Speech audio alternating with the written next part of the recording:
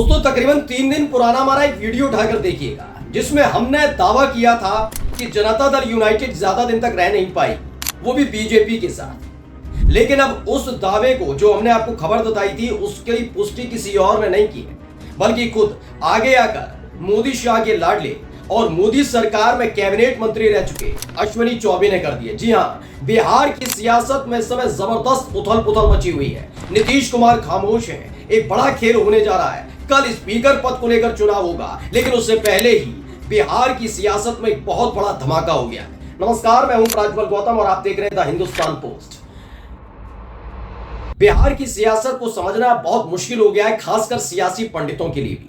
जब से नीतीश कुमार सत्तासीन हुए तकरीबन 10 साल से तो ये हालात बने हुए हैं कि नीतीश कुमार कभी इधर जाते कभी उधर जाते हैं। लेकिन इस बार बीजेपी ने स्पीकर पद के चुनाव और फ्लोर टेस्ट से पहले नीतीश कुमार के भविष्य का ऐलान कर दिया है। ऐलान ये कि अगले साल जब बिहार में यानी 2025 में चुनाव होंगे, उसमें अगर जीत मिलती है तो नीतीश कुमार कतई मुख्यमंत्री नहीं बनेंगे। जी हाँ, ये मैं नहीं कह रहा हूं, ये भारतीय जनता पार्टी के एक बड़े नेता, मोदी शाह के लाडले और मोदी सरकार में मंत्री रह चुके अश्विनी चौबे ने कहा है। पहले वो बयान आप सुन लीजिए। बिहार में हमारा दायित्व बनता है और बिहार में भारतीय जनता पार्टी नेतृत्व की सरकार बननी चाहिए 2025 में। उसके लिए जो भी तपस्या होगा, जो भी बलिदानी होगा, तो आप कुशल संगठन दें, हम आपको भाजपा नेतृत्व एनडीए की सरकार देंगे, बिना किसी पद की लालसा का। तो फर्स्ट बिहार झारखंड ने इस खबर को छापाया। क्या लिखा? जो इंटरव्यू चल रहा था तब उससे पूछा गया तो उन्होंने साफ साफ कह दिया कि हाँ भाई, हम चाहते हैं अब बीजेपी के नेतृत्व में बिहार में सरकार बने। अब बीजेपी के नेतृत्व में सरकार बनने का मतलब आप समझिए, नेतृत्व का मतलब होता है जो मुख्यमंत्री हो वो बीजेपी का हो, यानी नीतीश कुमार मुख्यमंत्री ना हो। अब ये तो संभव नहीं है कि जनता दल यूनाइटेड अपनी मतलब खुद की अपनी राष्ट्रीय पार्टी छोड़कर राष्ट्रीय अध्यक्ष हैं जनता दल यूनाइटेड के, वो छोड़कर बीजेपी में शामिल हो जाएंगे नीतीश कुमार। या तो कोई खेल चल रहा है, यानी नीतीश कुमार को सियासी तौर पर निपटाने का जो प्लान तैयार किया गया है उसका खुलासा खुद आगे आकर भारतीय जनता पार्टी के एक बड़े नेता ने कर दिया, अश्विनी चौबे ने। फर्स्ट बिहार झारखंड ने क्या लिखा? 2025 में नीतीश कुमार नहीं बनेंगे बिहार के मुख्यमंत्री। पूर्व केंद्रीय मंत्री अश्विनी चौबे का बड़ा बयान। कहा बिहार में बीजेपी नेतृत्व की सरकार 2025 में बननी चाहिए। इसके लिए जो भी तपस्या और बलिदान करना होगा हम करेंगे। बलिदान का मतलब आप समझ लीजिए, बलिदान का मतलब साथी को धोखा देना भी हो सकता है। ये बलिदान नहीं है, बलिदान का मतलब आप समझिएगा। दरअसल पूरा का पूरा एक समीकरण तय किया गया केंद्र सरकार की तरफ से। पहले मैं 2 समीकरण आपको बता रहा हूं, फिर बताने जा रहा हूं बिहार में कब खेला होने जा रहा है। सबसे पहले 2 समीकरण समझिए। 291 सीटें हैं।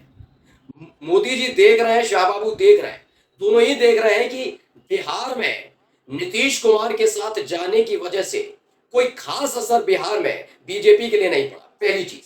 दूसरा समीकरण उन्होंने देखा कि 291 सीटों में से अगर 12 सांसद जनता दल यूनाइटेड के चले भी जाते हैं, वैसे तो जाएंगे नहीं, अगर चले गए मानकर चलिए, तो 279 सीटें बचेंगी, सांसद होंगे, तब भी हम पूर्ण बहुमत की सरकार में रहेंगे, यानी सरकार पर खास असर नहीं पड़ेगा।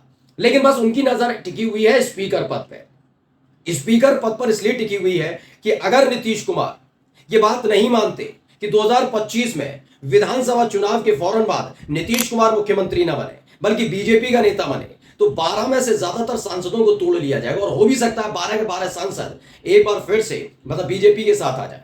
यानी जनता दल यूनाइटेड को खत्म करने की जो तरीका चल रहा है ना, साजिश चल रही है, वो अब सबके सामने आ गई, धरातल पर आ गई है। ये बात अगर तेजस्वी यादव कहते तो हो सकता है सियासी बयान है, कांग्रेस कहती सियासी बयान है, सपा कहती सियासी बयान है, तो तृणमूल कांग्रेस कहती सियासी बयान है, लेकिन नहीं, ये खुद बीजेपी के एक बड़े नेता की तरफ से ये बयान आ जाने का मतलब है कि अंदर खाने खिचड़ी पक रही है।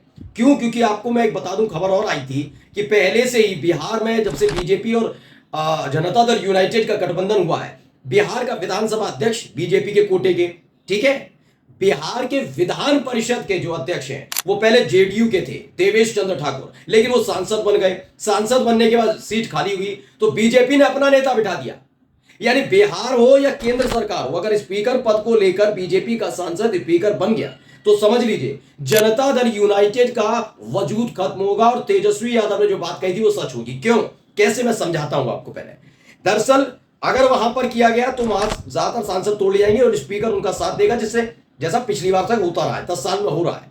शिवसेना देख लीजिए, एनसीपी देख लीजिए, एलजेपी देख लीजिए, यानी लोक जनशक्ति पार्टी देख लीजिए, शिवसेना देख लीजिए और नेशनल कांग्रेस पार्टी देख लीजिए। ये तीनों पार्टियों को किस तरीके से तोड़ा गया और जो विरोध कर रहे थे उनको दे दिया गया। हुआ ये किसकी वजह से हुआ? चुनाव आयोग नहीं, ये सब हुआ लोकसभा स्पीकर की वजह से। उन्होंने कहा असली वाला ये, नकली वाला वो। मतलब जो उद्धव ठाकरे वो शिवसेना के अध्यक्ष नहीं है असली वाले के, एकनाथ शिंदे बना दिए। एनसीपी के असली अध्यक्ष शरद पवार नहीं रहे, कौन बन गए? अजित पवार। असली वाली एलजेपी के अध्यक्ष कौन बन गए? चाचा बन गए पशुपति पारस। जबकि जो रामविलास पासवान के बेटे चिराग पासवान को नई पार्टी बनानी पड़ी। तो यह होता रहा है और यही होगा जनता दल यूनाइटेड के साथ। दरअसल बीजेपी ने बड़े सलीके से एक आदमी को पकड़ लिया है, वो है ललन सिंह।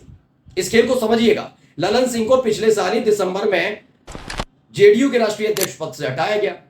उसके बाद लगातार ललन सिंह मोदी से मुलाकात कर रहे थे। ललन सिंह लगातार मुलाकात कर रहे थे, ये शायद नीतीश कुमार समझ नहीं पाए। और इस बार भी देखिए कैबिनेट मंत्री किसे बनाया है? जेडीयू के खाते से ललन सिंह को बनाया गया है। ललन सिंह को कैबिनेट मंत्री बनाया गया मोदी सरकार में। यानी कि अब पूरी की पूरी कहानी स्क्रिप्ट ये है कि अगर यहां हुआ तो 12 सांसद से हाथ धो बैठेंगे नीतीश कुमार, अगर स्पीकर बन गए सांसद बीजेपी की तो। और विधानसभा और विधान परिषद में बिहार के अंदर पहले से ही अपने अपने स्पीकर बिठा दिए गए हैं बीजेपी की तरफ से। तो वहां जो उनके बच्चे कुछ 45 विधायक हैं उनको भी तोड़ लिया जाएगा। कुल मिलाकर खेल ये है कि नीतीश कुमार फंसे हुए हैं। नीतीश कुमार की लगाम कसने की कोशिश की जा रही है, लेकिन अभी भी इनके पास विकल्प है, वो बताऊंगा। लेकिन सबसे पहले मैं खबर भी दिखा दूं। देखिए दैनिक भास्कर ने भी खबर छापी और क्या लिखा है कि 2025 में बिहार में भाजपा के नेतृत्व में सरकार बने। पूर्व केंद्रीय मंत्री अश्विनी चौबे ने कहा कि 2025 में बिहार में भाजपा के नेतृत्व में सरकार बने। भाजपा कार्यकर्ता होने की वजह से उनका यह सपना है। केंद्र में नरेंद्र मोदी के नेतृत्व में एनडीए की सरकार बनी हुई है। भाजपा आयातित लोगों को मंत्री, सांसद, विधायक बनाने में कोई दिक्कत नहीं है। भाजपा आयातित यानी बाहर से लाए गए। समझ लीजिए इस बयान का मतलब, यानी जनता दल यूनाइटेड को तोड़कर जिन लोगों को लाया जाएगा अपने साथ, जैसे ललन सिंह को बनाया गया, कोई दिक्कत नहीं।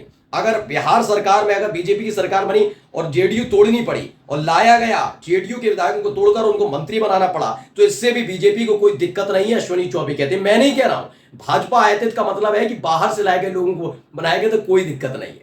कुल मिलाकर नीतीश कुमार अगली बार मुख्यमंत्री नहीं बनेंगे, ये बीजेपी का सपना क्या है। लेकिन संगठन के मूल आधार पर भाजपा के लोगों को ही रहना चाहिए, नहीं मुख्यमंत्री बीजेपी का होना चाहिए।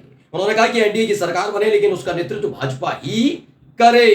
कुल मिलाकर नीतीश कुमार अभी फंसे हैं, लेकिन उनके पास अभी भी विकल्प है। क्योंकि आपने देखा होगा स्पीकर पद को लेकर घमासान मचा है, ये हो रहा है। जनता दल यूनाइटेड के प्रवक्ता, उनके नेता बयान दे रहे हैं कि नहीं नहीं हम बीजेपी के साथ, लेकिन अभी तक नीतीश कुमार ने पत्ते नहीं खोले। कहा जाता है नीतीश कुमार ही आखिरी फैसला लेते हैं, चाहे केसी त्यागी बोले हैं, चाहे उनकी पार्टी का कोई नेता बोले, लेकिन आखिरी फैसला नीतीश कुमार लेते हैं। और जब लेते हैं तो उनके अपनी पार्टी के नेता हैरान रह जाते हैं, और यही होने जा रहा, क्योंकि वो समझ गए पार्टी, बात ये नहीं है कि उनको कैबिनेट मंत्री पद और राज्य मंत्री पद, वो समझ गए कि स्पीकर का पद जाते ही, जैसे ही लोकसभा में स्पीकर का पद मिला, वैसे ही जनता दल यूनाइटेड में तोड़ फोड़ हो सकती है।